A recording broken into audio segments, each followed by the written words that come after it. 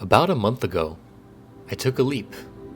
I took a leap in moving to a new city in which I really did not know anybody, a city in which I'd only briefly visited one time previously. Yet I felt called here to Seattle, as if an invisible thread was pulling me towards this place, telling me this is the place where you will step deeper into yourself, where you will know more fully and embody who you truly are.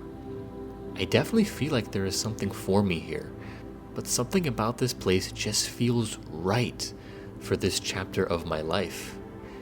And coming here mostly off intuition, along with a raging fire of love in my heart, as we head deeper into spring, I have felt more in touch with my purpose than ever. And with this alignment, I found myself naturally embodying healthier routines, habits, more aligned ways of being, and expression, shedding old, outdated narratives that no longer serve me. Throughout this time, I've been making use of a framework known as Integral Life Practice, a book of the same name written by Terry Patten, Adam Leonard, and Marco Morelli, in order to make my life practice as potent, wholesome, nourishing, and complete as it can be. In light of this video will show you a glimpse of what my life practice has looked like since making this move to a new city, all the while explaining this framework so that you yourself can utilize it so that you can design a life practice of your own in a way that is more holistic, more complete, and really gets you going more powerfully in the direction that you want to go in life, so that you can make this beautiful, mysterious, divine, cosmic experience of being a human being the most amazing one that it can be, both for yourself, for other people, and the world at large. So let's dive deep.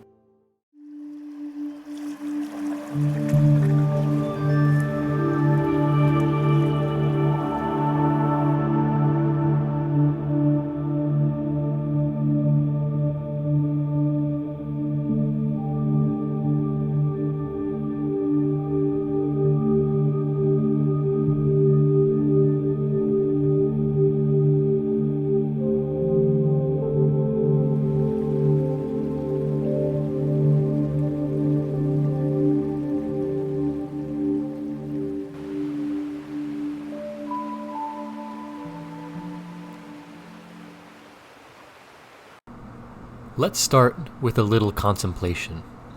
Why are you interested in expanding your life practice? Why have you clicked on and watched this far into the video? What is your deepest motivation?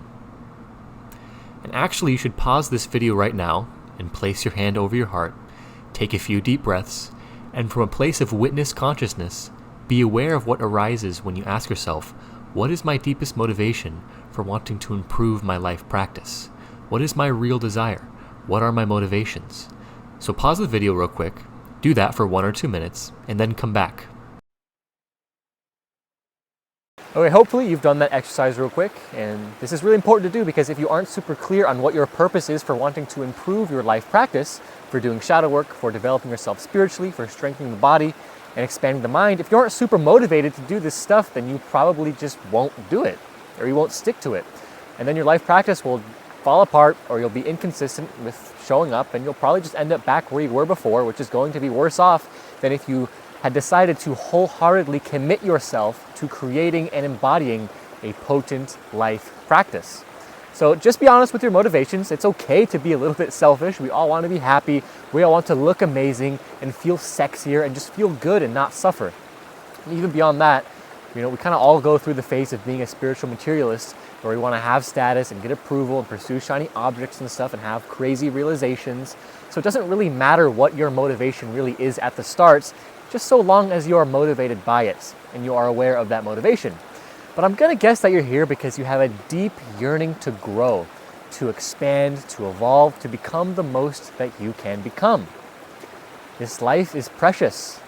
Very, very precious, and I'm going to say right now, with designing a potent and powerful life practice, you're going to get in touch with how precious and how sacred life is. You're going to get real with yourself on a level that you have never before.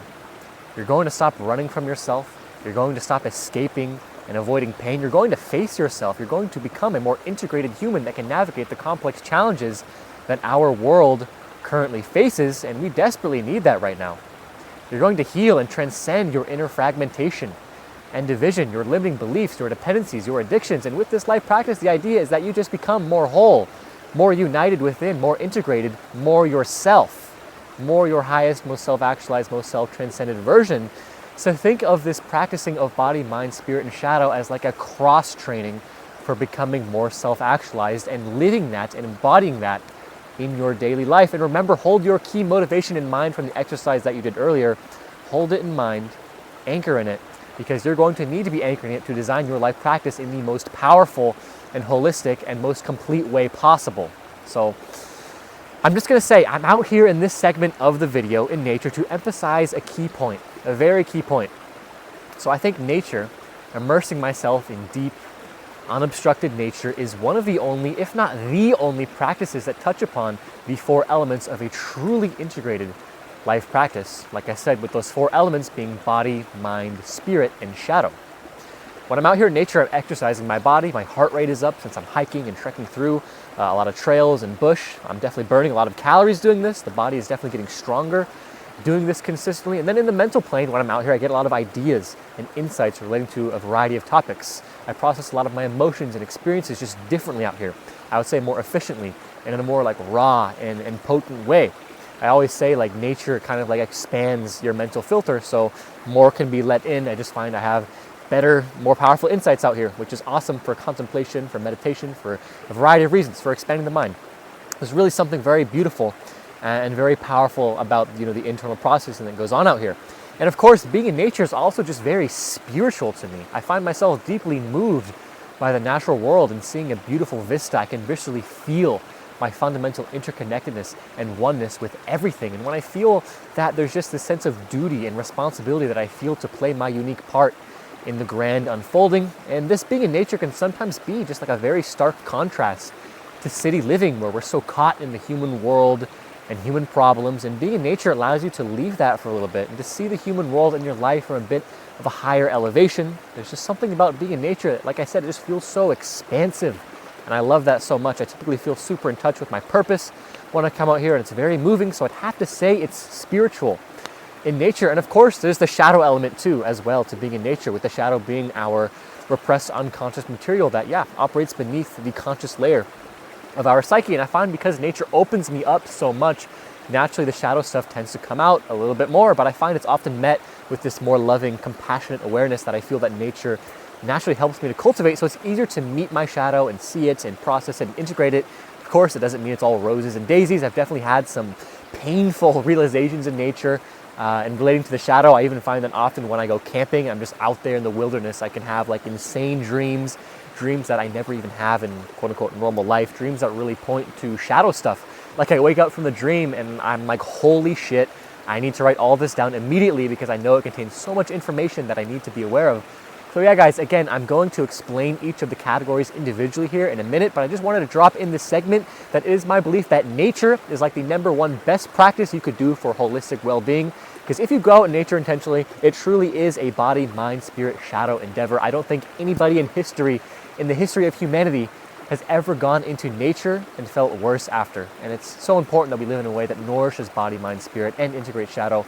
Because if you don't, well, you'll be very imbalanced and you'll be fragmented and suffer way more than you otherwise would. And we live in a world that perpetuates just a lot of suffering because of this fragmentation. I believe we live in a very spiritually impoverished world where everything is about achievement and status, and there's really just like no deeper meaning or spirit behind it for a lot of people. You know, the vast majority of the population just doesn't really do shadow work either, guys.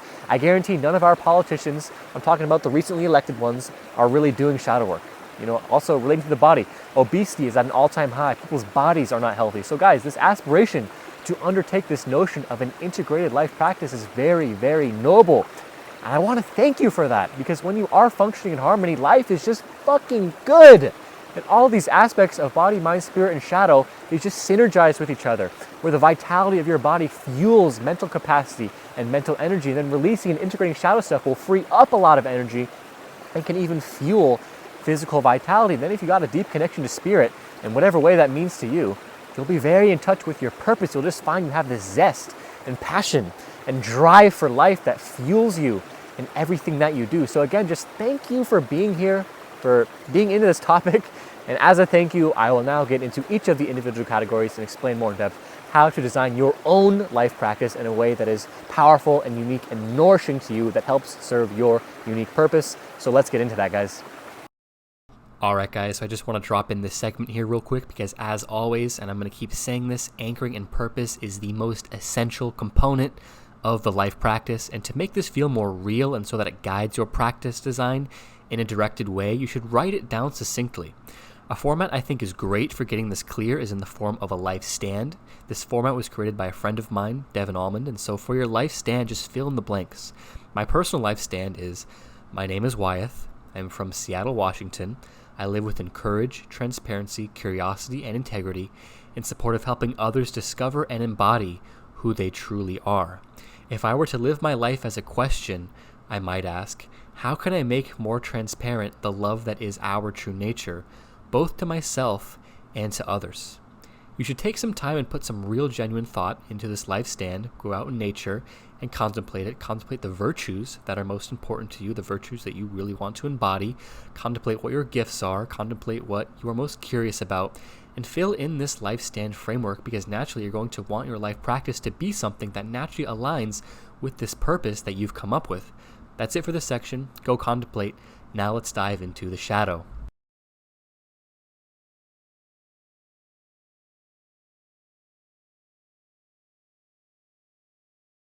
So now let's proceed with explaining the shadow. And I'm here in my shrine in the corner of the room, and I have the candles lit in the background and the red light because I want to make this seem all ominous and shit for this shadow presentation. So explaining the shadow part first, because the shadow, I would say, is the most neglected category out of each of the four. And for those who don't know, the shadow basically just refers to our repressed unconscious material that we have at a subconscious layer of our psyche. Basically, as we go through life, we have to repress and bury stuff into our unconscious in order to survive and thrive in the world. Yet this repressed material still causes us to act out and suffer in ways that are mostly blind to us. And the whole point of shadow work is to reintegrate that repressed material so that it no longer is making us suffer and causing us to act out in the world in less than harmonious ways. For example, you can conjure up in your mind an example of someone who grew up in a household in which anger was not tolerated. Like the kid would be punished and spanked for expressing his anger.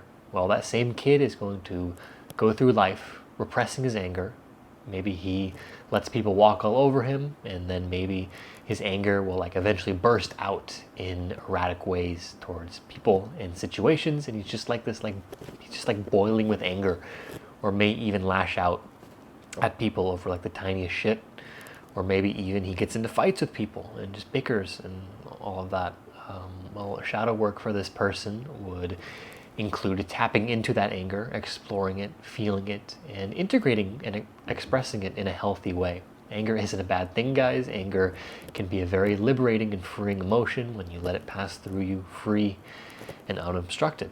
I mean, just to go on a side tangent, I've definitely experienced some anger myself this year. A lot of it relating to the political state of America, and when I see some atrocity that happens, I get angry and I'm like, fuck, this isn't right and this is fucked up. And it feels to me like this liberated sense of clarity when I just let it pass through. But anyways, guys, the shadow version of that would be if it gets all repressed and blocked and comes out in, just kind of more loud and sinister. I won't say sinister, but loud and less than harmonious ways, let's say. But anyways, guys, that's just one example. But I put shadow work first because, like I said, it is the most neglected category. The vast majority of people don't do any form of shadow work. But if you're going to therapy, you are engaging in shadow work to a degree. So I applaud the people who do go to therapy on a regular basis, or also just people who have friendships that are really genuine and where you kind of nudge each other to tap into the deep parts of yourself and they kind of call you out in your bullshit. That's really, really good to have as a healthy baseline for shadow work.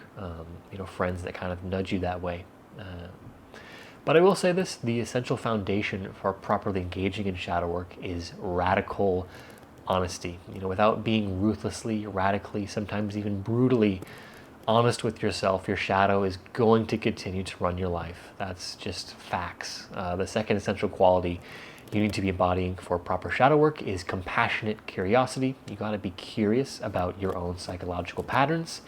And you also have to have some compassion for yourself and for others when you notice these shadow qualities in yourself and in other people too.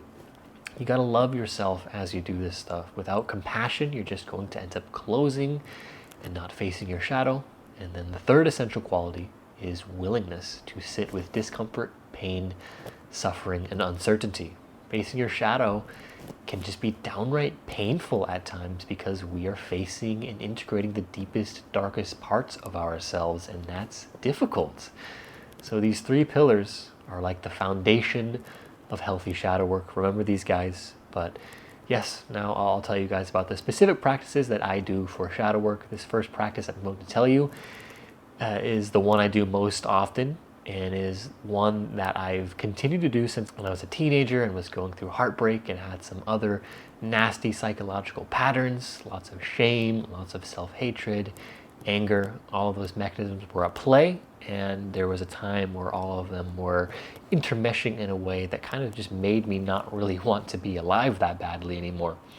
And this is kind of when I started this practice, which I'm about to share with you. I didn't even realize it was shadow work at first. And that practice is stream of consciousness writing. And I do my writing on a Google document because I think most people's minds go way faster than their hand could possibly write. But the reason this is so powerful is because the space to write and express freely with absolutely zero filter allows you to explore and know yourself at a depth that is not otherwise possible.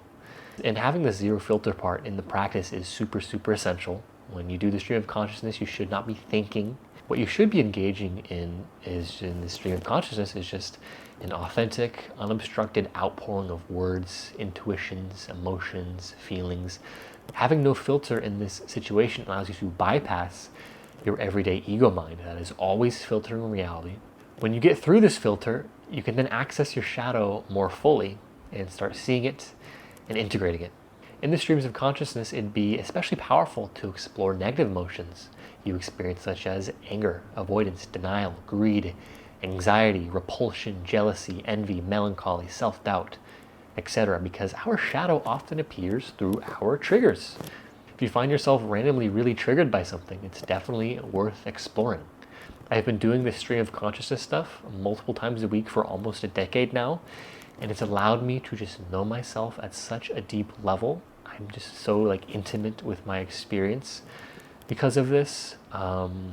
Literally in these documents, I've written my deepest, darkest shit in there. And also a random side bonus of doing this is that you write the material you need for your autobiography later on down the road. So this is a profound practice, guys. It's been the foundation of my well-being and integration of my deep dark shit. And I just started it because I needed to dump my emotions onto something, and I've never stopped doing the practice since then. And it was really only a few years ago when I learned about shadow work that I realized I was doing shadow work through that.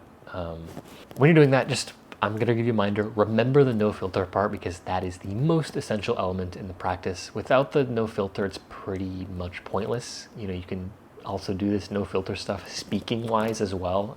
I end up doing no filter talking while I'm driving, and it actually gets me to somatically express some of these emotions, which is super, super necessary. So that's the practice, guys. Another essential one is also dream journaling. I write my dreams down whenever I have a dream that I feel is particularly worthy of exploring, which usually happens at least a couple times a week. I mean, every dream can be worth exploring, but sometimes dreams are a little bit louder and they really jump out at us, and I think those are the ones that are best to explore. And also share your dreams with ChatGPT, guys. I find the AI analysis of dreams to actually be extremely resonant and very helpful for integrating the dream and figuring out what it means. So make use of that.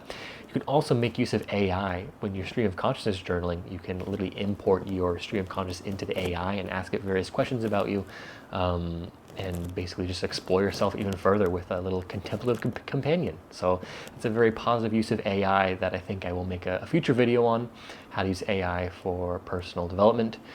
And then also a great framework for just remembering the steps for integration when it comes to shadow work is a framework that Ken Wilber developed, and it's called the 3-2-1 shadow process, which refers to integrating your shadow by first facing whatever the trigger or negative emotion or belief is, which is the third person facing it and seeing it as an other, and then talking to the trigger or the negative emotion, which makes it second person, and then actually being or becoming whatever quality is beneath the trigger, which makes it first person into the embodied realm. So I know this is kind of abstract. I want to give an example. So an example of this is, since I've moved here to Seattle, it's just like a very small example.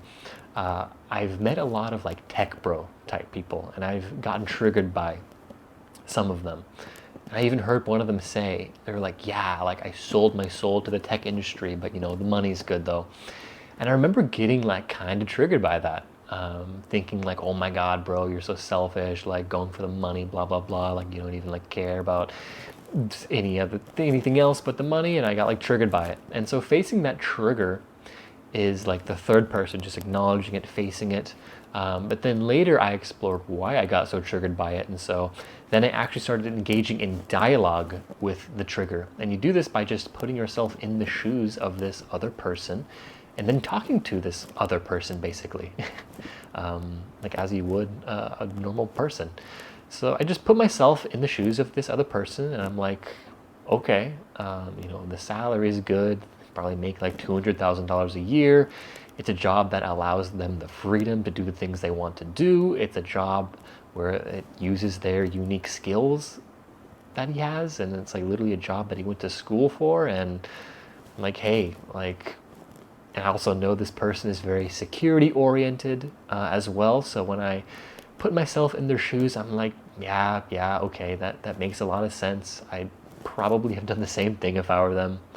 And then I realized in this, through contemplating it further, that since coming to Seattle, I had a bit of anxiety around finances, and I was just desiring more security. And so basically, I realized this trigger largely stemmed from this financial anxiety that I had been experiencing, and I was able to integrate this into the first person and own the need fully, and that want that I had been kind of disowning a little bit and kind of projecting onto this other person and then getting super triggered by it. So that's the 3-2-1 shadow process. If you do that at the end of your day for just a couple minutes, like conjure up in your mind something that triggered you, just do that quick 3-2-1. It's so much more powerful than not doing any shadow work at all. So anyways, guys, these are just a few practices that I engage in. There are many other practices that you can do relating to shadow work. I'd encourage you to do some research. It might also be worth mentioning that there are a number of somatic exercises that you should look into that deal with becoming aware of where your body holds tension and closure. Since shadow elements literally they live in our bodies in a certain sense. And as I say this, you know, I'm kind of reminded again that I need to get more into that, the more somatic shadow stuff, because I think that is definitely a gap in my personal practice. But that's about it. That's the shadow category, guys. And of course, like I said earlier, with the streams of consciousness where you're like expressing the emotion, that kind of anchors it in the somatic realm. But of course, there's really so much more to say about the shadow, guys. I could make an hour-long, 2-hour-long video about it if I wanted to. I'm just kind of summing it up in like a little 10-minute segment here.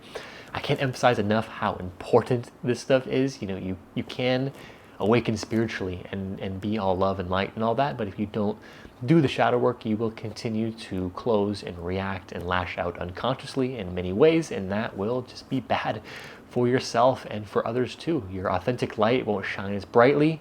So you got to do the shadow work, guys. Go to therapy, do the streams of consciousness, explore your triggers, have the courage to face this stuff because you love yourself so much and want to make the love that is your true nature so brilliantly and luminously transparent to yourself and to others as well. So do the shadow work, guys.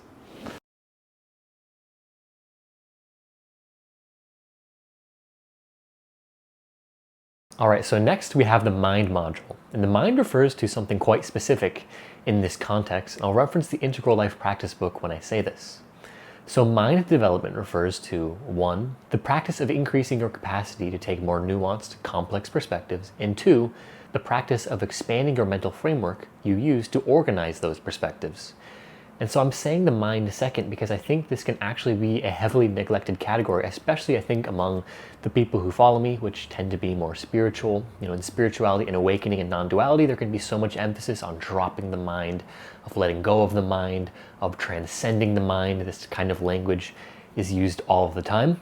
And this is an important perspective to consider when it comes to the mind, but is also a partial perspective. You have to remember, yes, we want to transcend the mind in a sense, and transcending or dropping identification with mind is an essential component of spiritual awakening, because before awakening, most people literally thought they were just the voice in their head. Their awareness was fused with it, and it's like a developmental milestone to be able to see beyond it, in a sense. But in actuality, guys, the mind and having healthy and holistic and inclusive frameworks and perspectives is just absolutely essential. You need it for clarity on decision making, you need it for making moral and ethical decisions, and you also need it for compassion. A healthy mind allows one to be more able to put oneself in the shoes of other people. So it's necessary, guys. And of course, being too brainy and too heady can also be a form of imbalance, and that's why you gotta balance it out with body and spirit and shadow work as well, which we'll get into more later. But as you go about developing the mind, it's important to keep in mind that your own perspective is partial. In fact, every perspective is partial. And because of this, you should seek to be less defensive of your own point of view, and also just generally more inquiring into new ways of seeing things. So naturally, the most important capacities that you're going to need in order to develop the mind is open-mindedness, curiosity, and I'd also say discernment. That is the ability to discern between more fragmented, divisive, partial, less than whole perspectives, and the ability to discern that between more higher perspectives. So when it comes to working out the mind in this sense, naturally the practices for doing this are going to include reading books, listening to podcasts, having high quality conversations with people, writing. I love to write because it helps you organize various perspectives in your mind. I think everybody should be writing regularly. The streams of consciousness can also be something that hits upon the mind category as well. And it's important when you do this that you intake a variety of perspectives, because here in today's day and age, well, the social media, just the whole landscape is just filled with echo chambers. And once an algorithm gets a read on you, it'll just keep feeding you the same type of content over and over and over and over again, because they know that's what keeps you engaged on the platform, because capitalism wants maximum profit, so they feed you the same stuff over and over and over again, holding you in an echo chamber rather than feeding you a variety, which a more enlightened society would do when it comes to social media. So that's how people end up radicalized with insanely partial perspectives. That's how people go down like the alt-right pipeline and start supporting hate groups and shit.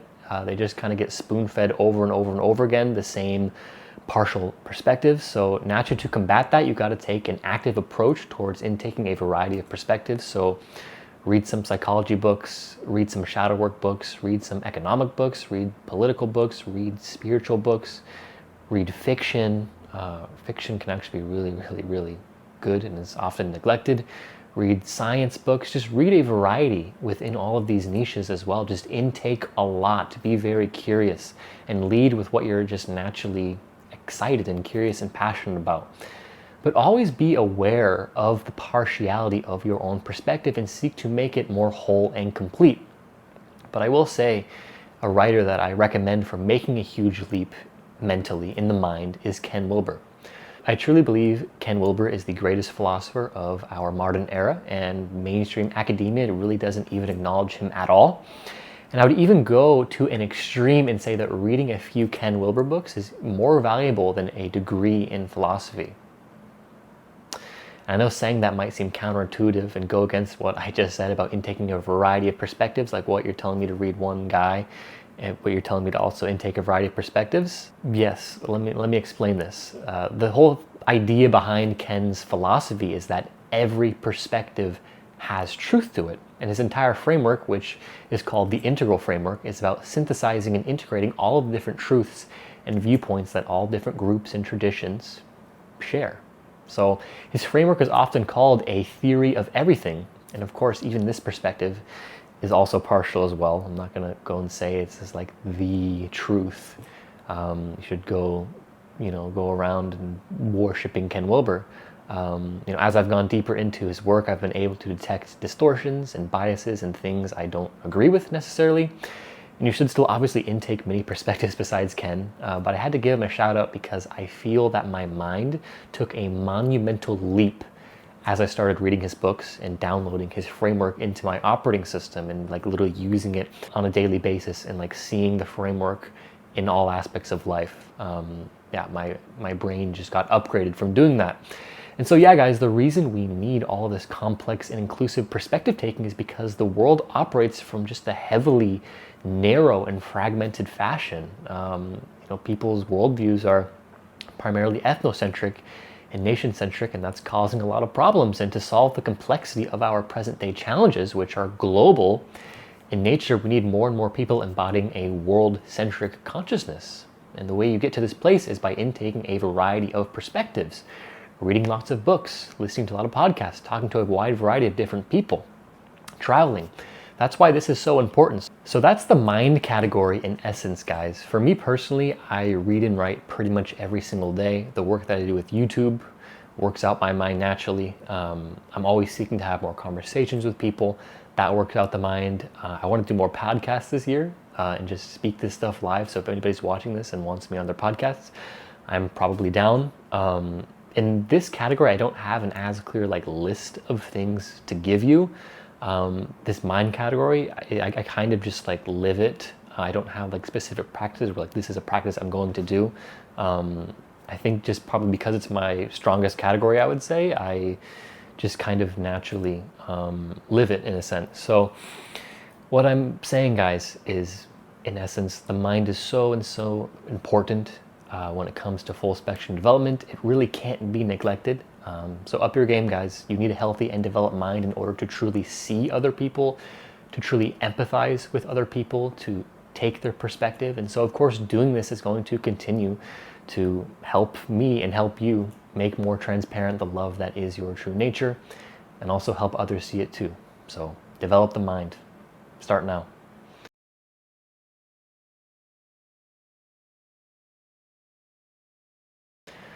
All right, so for the third category, we have the body. And obviously we need a healthy and well-functioning body in order to thrive. If we don't have a strong body, if we're always eating junk food and drinking all the time and stuff like this, our energy will be way lower, and that will also affect the mind. You'll be less clear. You'll have brain fog and you'll just be less conscious. And you'll probably be more reactive with shadow stuff as well. You'll likely just have less zest for life and the ability to do shit and enact your purpose in the world in an embodied way. So are you seeing how just not having a healthy body affects literally everything else? Are you seeing how all of this fits together, the holistic nature of things? And I always think first and foremost when it comes to strengthening the body and just making it a better functioning machine is to participate in the energy of fun. It's not fun to mechanically force yourself to do shit you don't think is fun. Sometimes it can be okay to do that. Sometimes it can be necessary to force yourself to do stuff that you don't necessarily want to do. But I think you should anchor, generally speaking, in what's fun and exciting for you. For me, I think the most fun I have in my body is when I'm playing basketball. So I do that quite often at the gym. I've also recently started this new thing called ecstatic dance, where music starts playing and you start moving your body in whatever way you feel called to. There's this group I go to here in Seattle, and I would say it's quite fun. It's mostly fun. Well, sometimes it's not fun when you're facing a shadow part of yourself in the dance, which can and does happen. Ecstatic dance can be very therapeutic. It's very real practice that makes you confront yourself. But yes, mostly it's pretty fun. So yes, participate in the energy of fun. That's how you enjoy life more and more and more, and stop being so dense and stop being so rigid, and you just become more open and free, and you have the freedom to be yourself. That's really the whole point of life, is to be yourself. But then coming down from this energy of fun, even if you don't like it, I think it's really important to Just exercise regularly, strengthen the body, lift weights, do cardio on a regular basis. I lift around 4 days a week as my practice. I get a lot of cardio from basketball and going on occasional runs. And also, let me put you on to this fucking amazing concept, and that is the concept of fitness dailies. With a fitness daily including an exercise that you do every day that you can do in just a couple minutes. So basically, in high school, I was literally like a fucking twig and wanted to be bigger. So I did 50 push-ups a day for 6 months. And then afterwards, my chest was like way bigger. And that only took like a few minutes to do each day, which I think is a good way to do it. If you just want to train one part of your body daily for a few months. And then like if you want to train one part of your body for 3 months, you can rotate every season, and like you're strengthening your upper body one season, lower body another season, core another season. And then you're really getting like the whole spectrum of your whole entire body just by doing a fitness daily a few times a day. I swear this is like the most magical practice to do. Literally, it's like you can get strong, you can make your body look more beautiful and more healthy literally by just being focused for 5 minutes a day. It's literally crazy, changed my life. Yeah, doing that for just a few minutes is going to be way, way, way better than not working out at all. But everything that I just talked about, guys, is what Integral calls the gross body, which refers to, our flesh and our bones and our organs, the physical body that you can feel and touch. But this body stuff goes even deeper. So we've talked about the gross body so far. We're transitioning into a completely different topic now, but still on the topic of body. And that is the topic of the subtle body, which is just as important as the physical gross body. And so the subtle body refers more to the energy present within your personal energetic field.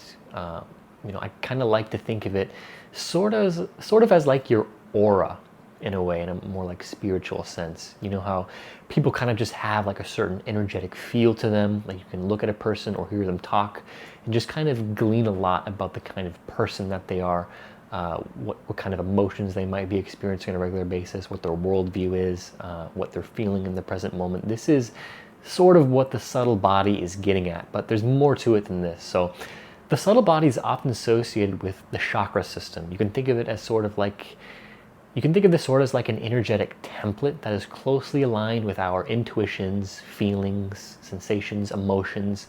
Our creativity is closely aligned with our subtle body. Our highest aspirations are aligned with our subtle body.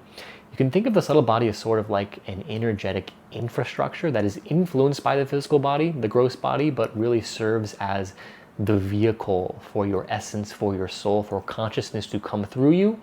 By doing subtle body work, you can clear energetic blockages that manifest as physical tension, illness, or chronic pain. You can improve overall how energy circulates throughout your system. You can free up your emotions and allow them to just pass through you more freely. You can gain higher access to your intuition. You can become more attuned to your environment and the energies of other people by doing this. And really, guys, at the end of the day, would just say the essence of subtle body work is so that you can conduct the energy of life more efficiently, more potently, more consciously, and more wisely. The book says some sort of quote like that. That's really what the subtle body is getting at, your ability to manage energy. So in working out the subtle body, you can have enhanced ability to maintain stress and maintain equilibrium through challenging moments. You'll likely have a better ability to sleep and rest and replenish yourself. You'll be more creative. You'll just feel more vital and more alive at the end of the day. You'll be more connected to your senses, and you'll just appreciate life more, and you'll be more embodied in who you truly are. And so some practices you can do for subtle body work are things like Tai Chi, Qigong, yoga. I think somatic psychotherapy would probably also to a degree fall under that category. Various forms of breath work that have you actually circulating your energy throughout your body. The microcosmic orbit is one of these forms of breath work that can do this. Lucid dreaming also gets you in touch with the subtle body, and also just noticing your highest intuitions and aspirations and impulses can make you more aware of your subtle body, as well as things like visualization and being aware of what your fantasies and your daydreams are. Because again, our subtle body is basically referring to our aura, our essence, our spirit, and we can tap into this in our dreams, in our fantasies, in our highest intuitions, in our highest excitement. So it's good to do some of these practices just so you are more aware of your subtle body. Personally speaking, I've always done the stuff like visualization and being very attuned to my dreams quite naturally, but what's really the most important thing about subtle body is managing and conducting the energy, which I'll be open and admit is probably one of the weakest points of my life practice so far. I have a tendency to become quite ungrounded and get stuck in like, the ascended realm of like my highest aspirations and impulses, and in that it can kind of become like this like feel good chakra 6 or 7 head trip, but when in actuality I can be quite ungrounded and not be deeply anchored in the lower chakras in this state. So this is especially prevalent right now because this type of thing always happens to me in spring. So here in Seattle, I've really committed myself to more subtle body energetic management practices. There's this yoga studio that I've just started going to. I'm only just really getting started into the yoga realm of things, and it's pretty cool. And also throughout the day, I've started doing rounds of breath work randomly whenever I feel like it, or whenever I feel like I need it, for about 5 to 10 minutes throughout the day. But I will say currently I'm doing a lot of experimentation with subtle body practices because, like I said, I think this has been like a weaker area for me.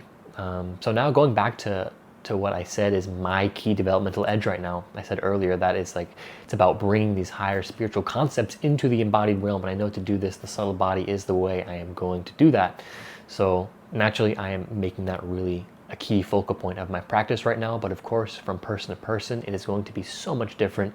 Some people are just disconnected from their subtle body, from their intuition, from their highest excitement, from their emotions. They might have a lot of blockages and closures in these types of areas, and so these types of people often have little direction and aren't really feeling excited and aligned with the path that they're on. I've had a number of clients who experience this pretty much exact thing. And honestly, that exact issue is what I think I'm really fucking good at helping people with. So I'm saying this so you remember to always anchor in your purpose and what your developmental edges are. And so that when you anchor in this, that allows you to create a practice that is actually in alignment with your unique self and where you're trying to go. So don't just like simply copy what I'm doing. That would be a huge mistake. Like really, you have to anchor so deeply in what your purpose is before you even design this life practice stuff. I'm gonna keep saying that throughout the whole video. But yeah, guys, this about wraps up the subtle body category, or just the body category in general. Remember, the gross and subtle body are deeply, deeply intertwined. If your physical body is weak, your subtle body also probably will be as well. So work out, go for runs, be in nature, and get in touch with your emotions, your feelings, move the energy in your body. Look more into this stuff, guys, because a true body practice incorporates both of these elements.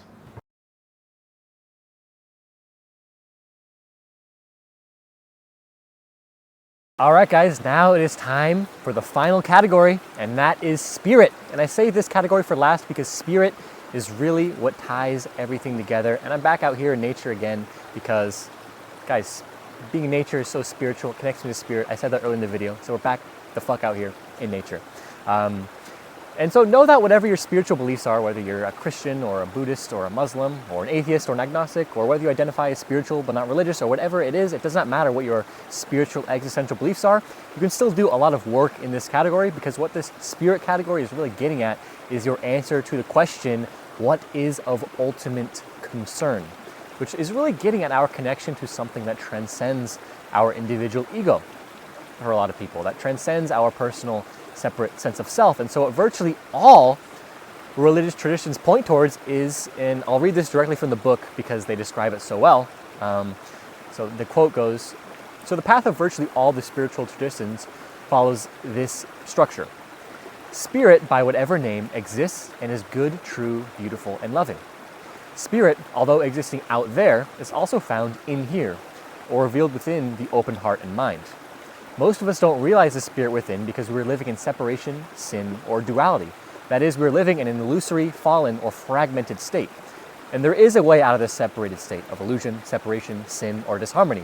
And there is a path to our liberation. And if we follow this path to its conclusion, the result is an awakening, a rebirth, a salvation, an enlightenment, a direct experience of union with spirit within and without, a supreme liberation. And this supreme liberation marks the dissolution or transcendence of illusion, sin, and or suffering, and manifests in care and courage, service, social action, mercy, and compassion on behalf of the whole sentient cosmos. And so this is the path. I would say it's happening at a micro and macro level throughout the journey of life, and is pointing towards the ultimate directionality, that human consciousness is evolving towards, which is unity and oneness. When we're born, we start out as very separate, fragmented beings, and then as the path unfolds, we slowly gain awareness of higher and higher wholes of reality. We go from an egocentric orientation, and we transcend and include that to embody a more community-centric orientation, and then we transcend and include that to a more nation-centric orientation, and then to a world-centric orientation. Then even beyond that, you can go to a cosmocentric orientation, where you literally come to inhabit this very deep, intimate consciousness and orientation that prioritizes the well-being of the entire universe, because you realize your true nature, which is at one with everything. You transcend your separation, you transcend your fragmentation, and then in that you unite and become one with yourself again. That's the more esoteric path that really underpins a lot of these main traditions. And I know we're kind of in the conceptual realm right now, guys, but the spiritual dimension is so insanely essential, because without it, our entire life practice is just devoid of, well, spirit, of love, of soul. And without spirit, our body exercises will just be about looking good or getting jacked. Our mind exercises will just be about gaining more knowledge and intellectual prowess and winning debates. And then our shadow work will just be about feeling better. Spirit connects all of these together and really injects love and vitality and liveliness and purpose and soul into it. So when I said earlier that everything I do in my life practice is about making the love that is my true nature more transparent to myself and to others, that's touching upon this spiritual category. And this fundamental aim has been sourced by a lot of spiritual realizations that I've personally directly had. So when I say love, I'm not referring to some airy-fairy notion of love, or I'm not referring to just some like romantic form of it. I'm referring to a more transcendent metaphysical form of love that refers to the fundamental unity and oneness behind everything, the godliness behind everything. I'm not just trying to give people good feelings when I say I want them to know love more. Sometimes love can be brutal. Sometimes love can come in the form of facing a difficult truth. So there's a deep meaning behind it that's sourced from my own direct experiences with spirit. But as far as practices you can do to bring this into the embodied realm, I think it's important to mention that you can commune with spirit in third person, second person, and first person forms, and they're all very, very important. So as far as third person practice that you can do, this includes things like contemplating the nature of reality, reading spiritual or religious books, studying the laws of nature or spirit, even studying laws of physics can be a spiritual endeavor. Going out in the world and just recognizing the evolutionary and the cosmic patterns behind things and things like this. All of this is very important, just knowing spirit and seeing the beauty in the natural world. Yeah, that's very important. And then as second person communing with spirit goes, well, obviously in the second person, you're facing and communing with spirit directly. This could be some form of prayer or devotional practice. It can be some sort of dialogue that you physically speak or that you write in your relationship towards spirit. Bhakti yoga would be a second person form of spiritual practice. It's more like a devotional form of yoga. Various chanting and mantras could touch up upon the second person category. Metta loving kindness meditation would touch upon the second person category. Anything where you're in direct communion with spirit, talking to it sort of as like an other, would be a second person form of spirit. My personal practice, I kind of pray every single day at the end of my meditation to like the beloved, the God. I pray to that. So that's like a second person communion with spirit. And then there's also the first person, which in my experience is by far the most powerful and transformative form of communing with spirit. This includes direct experience-based practices such as various forms of meditation, vipassana, dzogchen, self-inquiry. Psychedelics include this category as well. This first realm refers to the realms of spiritual awakening, where you literally awaken direct conscious experience to the fact that you are spirit. You are one with spirit, and we're never, ever, ever separate from it. That separation was just an illusion, a spell that you had been put under. And when you realize that, you are literally changed forever. And if you do proper integration work, you will never be the same person again. You'll be a more loving, a more harmonious person again if you do the proper integration work. You can't fully unknow your true nature once you see it. You can forget it sometimes, but you can never unknow it. I know the people who have had awakening experiences know exactly what I'm talking about. You can never unknow truth once you see it. And in my experience, this has been the most powerful form of spiritual experience for me. So for my spiritual practice, I always start my day with 20 minutes of meditation. Usually the form of meditation I do is vipassana. It's a more body-oriented form of vipassana. It involves a lot of body scanning. And I always meditate at my shrine, which is in the corner of my room. The shrine contains my vows that I have for my life and the vows that I have for this chapter of my life, as well as my vision board, with that vision board representing what the ultimate aim of everything that I strive for is, which is helping to create the more beautiful world that my heart knows is possible. This vision board is still in progress. I don't know if it will be fully complete by the time I record this, but having that space, that shrine space, that sacred space to continually commune with Spirit with is very, very grounding for me. It helps remind me of who I am and what I'm doing and why I'm doing it, which helps inform my thoughts and actions as I go about my day. And then at the end of meditation, I usually say some affirmations out loud. And a lot of people hate on affirmations, they slander it. And I'd say affirmations end up being ineffective for a lot of people because, well, they don't put spirit behind it. Affirmations end up being powerful for me because I have this whole nice space that I've been creating. It has a whole shrine, it's sacred. I've been meditating for a while. And then at the end of the meditation, I conjure up all of these good feelings of love and gratitude. And I say the affirmation out loud. So it's like you have to really conjure up a lot of truth in your being. You have to get your soul feeling it, and then you have to say the affirmation. And if you have like a set of affirmations that you do, I kind of like rotate mine seasonally based on just like what I'm trying to do in my life and what I'm working on. So, choose an affirmation that is going to be feels very truthful and very powerful to you, something that you're working on right now, and really just conjure up as much love as you possibly can for yourself when you say it, and say the affirmation like it is already reality. And then what I find is that actually catches up. Physical reality catches up, and it actually starts becoming your quote-unquote actual reality in the material world. So when you put spirit behind it, it ends up being powerful.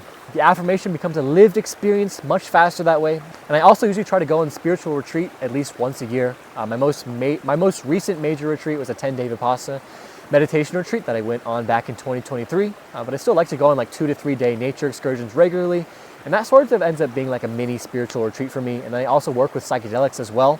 And this is something you'll need to do a lot of research on to decide if it is right for you, because there are a lot of dangers associated with diving into the psychedelic waters. Because if you don't use them properly, if you don't use them in the right set and setting, they can be very harmful. But I personally owe my life to psychedelics. There's zero chance that this YouTube channel would exist if I had never tried psychedelics. I wouldn't be a life coach. I wouldn't be on the path that I'm on without psychedelics. So I do literally owe my life to them for that, but I typically don't do a psychedelic trip more than once or twice per year. I think in 2024, I only did one psychedelic trip the whole entire year. They are very, very, very powerful substances that are not to be messed with. You will fuck yourself up if you don't use them properly, so do a lot of research on this. That is something that is interesting to you. It really is super, super, super powerful. I heard an analogy recently that really resonated with me. It's like this analogy of, everything is energy, right? Everyone kind of knows everything's energy, but you can't really like see the energy, right? And then there's also the spiritual notion that like everything is God. God is in everything. And so there's certain experiences that you can have where you become very directly aware that this is the case. So when I say everything is energy, like a lightning bolt is like a form where you're like, oh my God, that was energy. I saw energy. And then then the concept of mystical experience is like the lightning bolts of spirituality, where it's like when you have a mystical experience, you're like, oh my God, God is real. Spirit is real. I know now. Even though you can't always like really see that all of the time. So that's what psychedelics helped me do. Changed my life absolutely fucking forever. Definitely do a lot of research on that. Read a lot of books before you do that. But yes, that about makes up my spiritual practice. I will put all the practices on the screen for you to just kind of show you some stuff that I do within this category. But I would say spirit is one of the most open and free categories out of all of them. A spiritual practice can look radically different from person to person, and also say it tends to be the most incomplete category for a lot of people as well. To really open up to spirit, it takes an open heart, it takes an open mind, and it takes an open body, and a really, really, really deep yearning to expand. It also requires surrender. You have to surrender your ego to know yourself in a higher form, as spirit, as God, as love, as truth. And it's often only when you butt up against the limitations of your current ego structure, which often comes about through an experience that induces a major, major amounts of suffering. It's like only then will the suffering crack your heart open to a greater degree of wholeness, and will you expand into an ever deeper, greater version of yourself. If I hadn't gone through some major depression in my younger years, which really forced me to confront so much deep, dark shit, I wouldn't be here talking to this camera right now. I'd be doing something else. So spirit is definitely a messy category, but if you're completely spiritually devoid right now, just start with something that really makes you feel a sense of awe. Like getting in nature, that's why I'm here in nature. It makes me really feel awestruck. I've always said awe is the gateway into deeper spirituality, what just moves your soul. on a deep visceral level? What opens your heart? Could be a beautiful nature view, could be a beautiful person, could be a certain field of study that you really enjoy. Whatever makes you say, oh my God, explore that. And also just starting with a basic meditation practice is always just going to be really awesome. And also just go on a vision quest too. If you're really in search of something greater, go on a solo backpacking trip for a week or a month, and I guarantee you will come back with something valuable. So, all right guys, I'm not going to say too much more about this category. I think you get the gist of it now. I have more I want to say in this video, but first I just want to say, like, helping uplift people in this spiritual category is what I believe my greatest skill is as a life coach. So if you're resonating with what I'm saying and want to deepen yourself spiritually and tie everything together with body, mind, spirit, and shadow, check out the description of my coaching in the comment section, book a discovery call, and we'll see if we're a good fit to work together.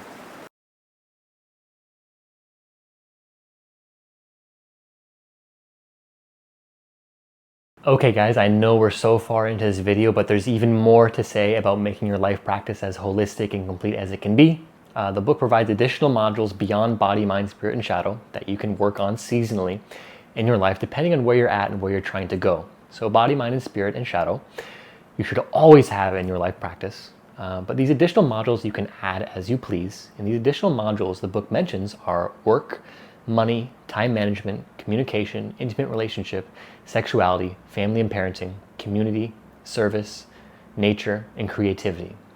You can add in these additional categories as you please based on where you're trying to go, and intuit and research and contemplate ways you can advance in those categories. But for me personally, the one category I am choosing to add for this chapter of my life is community. So I've made it a priority to find and go to meetup groups regularly to try to really find my people, so to speak. I mentioned earlier I was in a hermit phase for a while, but now I'm ready to come out of that and cultivate a really vibrant and rich social life with like-minded people, which I'll say this openly is quite hard to find when you're into the type of stuff that I am. I'm even thinking of starting my own in-person group here in Seattle to naturally attract those types of people to me. I found that in the work I do online, I've naturally attracted and made a lot of like-minded friends online. So now I'm trying to really cultivate and bring that into the in-person, physical, non-digital realm. But contemplate these as you wish and add them accordingly. All right, guys, so that's all the conceptual stuff that I wanted to share in this video. Now the next task for you is to actually go out and design your practice, which, as I mentioned earlier, really starts with anchoring in a purpose, deciding on your reason for wanting to practice that really deeply motivates you. Because if you don't have a strong reason for doing all this stuff, you simply just won't. So I'm going to put my entire life practice up here on the screen now. And I know it looks like a lot, and I hesitated to even share this on the screen in list form like this, because when things are presented as a list, it can make the carrying out of the practice seem like very mechanical, which can make it seem like, okay, I just gotta go and do all of the things on this list and just check them off like it's to-do tasks. But to orient towards integral life practice in this fashion would be a huge mistake. I'll say this now, you should be anchoring in being as your primary way of orienting towards life practice rather than doing. Just being present, being with yourself, being with reality as it is, and not being overly in this conceptual, removed from reality state where you're always just trying to get shit done and reach your goals that are like you perceive as being in the future. For me, the majority of practices on this list I was already doing before I ever discovered this framework, and I was doing these practices in a way that, for the most part, was a natural expression of how I live my life and was just in alignment with the core of who I am. When I discovered this framework, I had realized there were some gaps in my practice, specifically around more somatic and subtle body practices, since my energy can sometimes get pretty out of whack. So that's when I started doing a season of Qigong, and now here in Seattle, I'm getting more into the yoga side of things. So remember, don't make this life practice stuff overly mechanical. And I imagine that you yourself watching this already probably do a number of practices related to body, mind, spirit, and shadow. You watching this probably work out pretty often. You probably read a decent amount. You're already watching this video and you're working out the mind just by doing that. And imagine if you're watching this, you're probably already spiritually inclined. And you likely do some practices related to spirit. Maybe you've had some openings in consciousness or some awakenings. So it's not like when you take this framework and start designing this life practice that you're completely starting from scratch. No, you're building on top of what is already working for you and becoming aware of gaps in your practice and then filling in those gaps so that you can live a more happy, healthy, and just more holistic, more wholesome, more complete life where you can fully offer your unique gifts to the world so that we together can create the more beautiful world that our hearts know is possible. So start experimenting, start trying out new practices, and remember the general rule of participating in the energy of fun. Cross-training body, mind, spirit, and shadow isn't meant to be some gym bro type training where you have to push and grind and work so insanely hard to have what you want. Integral life practice is more about aligning with the flow of life and living in a way that is a natural expression of who you are so that you can become the person you are meant to become in this lifetime. That doesn't mean there won't be resistance. That doesn't mean there won't be hardship. There most certainly will be. But having a more holistic and complete life practice equips you with the tools and helps you develop the capabilities to effectively work through any resistance or suffering that arises. And also just allows you to live more with an open heart and just love deeper and live in a way that is an ever-deepening expression of who you truly are. That is what this stuff is all about. And just because I had a lot of stuff written into my practice doesn't mean it's better to have more. Oftentimes a more simplified practice can be way better and way more effective. Doing a few different things really effectively can go a long way. I'd recommend if you're just getting started to keep your life practice small and simple. There's no need to introduce a lot of complexity early on because I find when you introduce too much complexity, the whole system kind of just crashes and the whole thing just ends up being less effective. But I do find it to be important to track your practices just as a means of accountability. I have my practices written out in my journal, and at the end of the day, I just tally the ones that I did. So guys, start practicing today. Go read the book Integral Life Practice for more information. Take some potential practices I shared from this video and start implementing them. Go research more in a particular category if you yourself are interested in doing so. There's a lot of gold in exploring more shadow work practices. There's an endless amount of ways that you can commune with spirit. That stuff can get really, really deep. And if you get more advanced, this stuff becomes more and more and more personalized to you as you get to know yourself more. But once you do have a life practice solidified, you gotta show up to it. You gotta honor the commitments you make to yourself, and you need to practice even on your bad days too, when you're feeling like fucking shit. Because if you only practice when you feel good, your life practice won't have nearly as much potency and you'll regress. It's easy to meditate when you're feeling good, but can you meditate when you are suffering? Can you meditate when you're anxious or worried or feeling uncertain about the future? That's what integral life practice demands. You got to show up for yourself with love day in and day out. That's how you actually grow and expand the capacity to love yourself and others deeper and grow into a more complete human being. So that's what this stuff entails. I encourage that once you have your life practice written out, you show it to a trusted friend who you feel could point out some blind spots. I also share my life practice with you guys, hoping that someone in the comments might be able to point out a blind spot that I have. So guys, just take a second and imagine the person you could become if you showed up for yourself every single day and adhere to this holistic form of life practice. Just imagine. You could develop a strong body that you feel safe and secure and at home in. You could cultivate the ability to regulate yourself and stay present and grounded amidst uncertainty or swaths of negative emotion. You can cultivate a healthy and complex mind that can hold to an array of perspectives rather than championing one perspective as king, as the vast majority of people do, which causes so many problems in the world.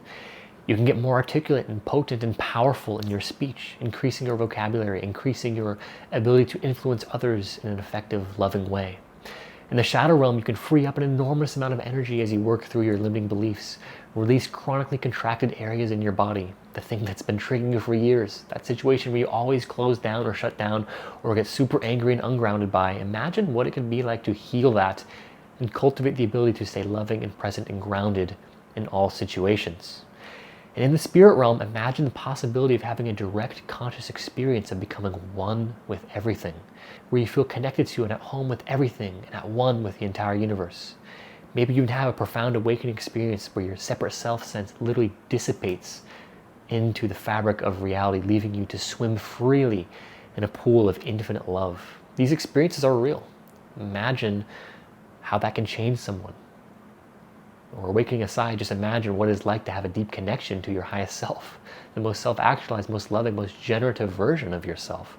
Imagine what it's like to be anchored in your purpose every single day, feeling it living and breathing through you in every thought you have and action you take. I'll say this for myself, it feels pretty fucking great when I feel love flowing through me, or in a moment where greater love becomes more accessible or more transparent to myself, or becomes more transparent to another in, say, a coaching context. So this is what is possible, guys, if you simply just show up for yourself day in and day out. Consistency is super, super key.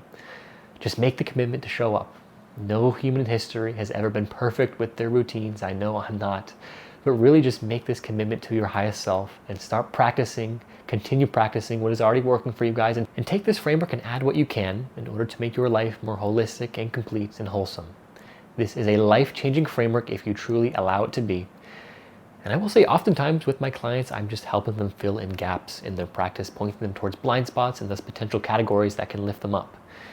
And if you resonate with me, my energy, my message, and a coaching relationship is something of interest to you, I do have more information on that in the comment section where you can book a free call and we can see if we are a good fit to work together. That's all I have for this video today, guys. Hope you have a great day, and peace.